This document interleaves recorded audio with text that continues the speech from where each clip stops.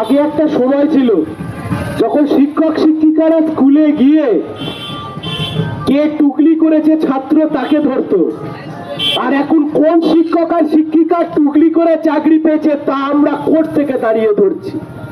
দিদির আমলে এমন উন্নয়ন হওয়া হয়েছে, পার্থ চ্যাটার্জি থেকে শুরু করে অনুব্রত মণ্ডল, জ্যোতিপ্রিয় মল্লিক, একের পর এক তৃণমূল কংগ্রেসের নেতা মন্ত্রীরা এখন জেলের ভাত খাচ্ছে। প্রশ্ন করবেন না, আজকে জানতে চাইবেন না এই যে ভয়ঙ্কর পরিমাণে দুর্নীতি হলো, এই দুর্নীতি শেষ কোথায়? এই যে ভয়ঙ্কর পরিমাণ দুর্নীতি হলো, এই দুর্নীতির মাথা কোথায়? একের পর এক দুর্নীতি হচ্ছে, একের পর এক দুর্নীতি সামনে আসছে, আর সেই দুর্নীতিকে কাজে লাগিয়ে এই জেলার বুকে শুভেন্দু অধিকারী তিনি বললেন যে আপনারা বিজেপিকে ভোট দিন। বিজেপিকে যদি আপনারা ভোট দেন তাহলে নাকি তৃণমূলের যারা মূল চোর, যারা মাথা, তাদেরকে নাকি ধরবে, তাদেরকে নাকি জেলে পুরবে। আরে শুভেন্দু বাবু, গোটা রাজ্যের মানুষ বিজেপিকে 2019 সালে 18টা সাংসদ দিয়েছিল, 77টা বিধায়ক দিয়েছিল।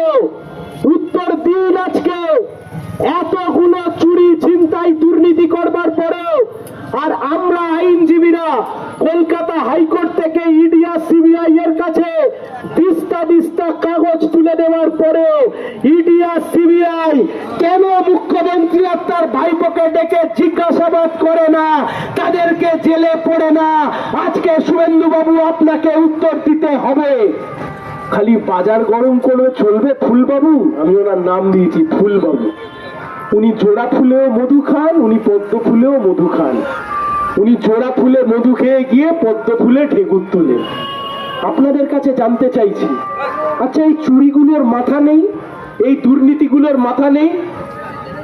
এই যে 2 বছর 3 বছর ধরে শুভেন্দু অধিকারী বাজার গরম করলো, 20 দিনের মধ্যে ভাইপোকে জেলে পুরবো, 10 দিনের মধ্যে মুখ্যমন্ত্রীকে ভাইপোকে জেলে পুরবো। আরে শুভেন্দু বাবু, আস্তে কথা বলতে হবে তো, গলার শিরা ফুলে যাবে। আসল কথা বলুন, পিসিআর ভাইপো এখনো কেন জেলের বাইরে? কেন তৃণমূলের মাথারা জেলের বাইরে? এত দিস্তা দিস্তা কাগজ ইডি সিবিআই এর কাছে থাকবার পরে কেন জেলের বাইরে? তার কারণ সেটিং আছে তাই রে, চোরের মাথা বাইরে। গোটা রাজ্যের মানুষ আজকে বুঝে গেছে। দিল্লির মুখ্যমন্ত্রী গ্রেপ্তার হয়ে যাচ্ছে 2021 সালের মামলায়, আর পশ্চিম বাংলায় 2012 সাল থেকে সারদা রোজভ্যালি চলে আসছে, কিন্তু পশ্চিম বাংলায় আর মুখ্যমন্ত্রীকে সিবিআই ডেকে জিজ্ঞাসাবাদ করছে না। তৃণমূলের নেতা কুণাল ঘোষ চেঁচিয়ে চেঁচিয়ে বলেছিল মমতা ব্যানার্জির বাড়িতে টাকা রাখা আছে, মমতা ব্যানার্জিকে সিবিআই ডেকে জিজ্ঞাসাবাদ করুক। তারপরেও মমতা ব্যানার্জিকে সিবিআই ডেকে জিজ্ঞাসাবাদ করেনি। তার কারণ কি? তার কারণ দিল্লির বিজেপির নেতারা ছাতা ধরে বসে আছে মমতা ব্যানার্জি আর তার ভাইপোর মাথায়। তাই জন্য এত চুরি দুর্নীতি করবার পরেও আজ অব্দি কাউকে জেলের ভাত খেতে হয়নি। আজকে প্রশ্নের উত্তর দেবেন না? শুভেন্দু বাবু, যত খুশি আপনি কোলাঘাট থেকে চেঁচান, আপনি যত খুশি সায়ন বাবু করুন, কিন্তু আপনিও বুঝে গেছেন, আপনি নিচে যত খুশি চেল্লামেল্লি করুন, দিল্লির বিজেপির নেতারা মমতা ব্যানার্জি আর তার ভাইপোকে জেলে পুরবে না। বাংলার মানুষও এই কথা আজকে বুঝে গেছে যে আপনারা বাংলার মানুষের সাথে প্রতারণা করেছেন। উত্তর দিতে হবে তো। আসলে কি খেলা চলছে বন্ধুরা, বুঝতে পারছি তো আমরা কি খেলা চলছে। কলকাতায় দিদি আর দিল্লিতে মোদি।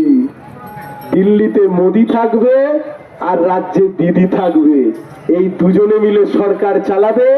এদিকে বিজেপি হবে বিরোধী, ওদিকে তৃণমূল হবে বিরোধী। মাঝখান থেকে সিপিআইএমটাকে শূন্য করে রাখতে হবে। আরে সিপিআইএম শূন্য হয়েছে বলেই তো পেট্রোলের দাম বেড়েছে। সিপিআইএম শূন্য হয়েছে বলেই তো এই চুরি হয়েছে।